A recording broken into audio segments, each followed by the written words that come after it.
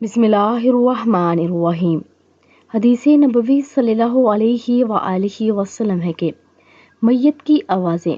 رسول اللہ صلی اللہ علیہ وآلہ وسلم نے ارشاد فرمایا، جب میت چارپائی پر رکھی جاتی ہے اور مرد اسے کاندھوں پر اٹھاتے ہیں تو اگر وہ نیک ہوتا ہے تو کہتا ہے کہ مجھے آگے لے چلو، لیکن اگر نیک نہیں تو کہتا ہے ہائے بربادی، مجھے کہاں لیے جا رہے ہو۔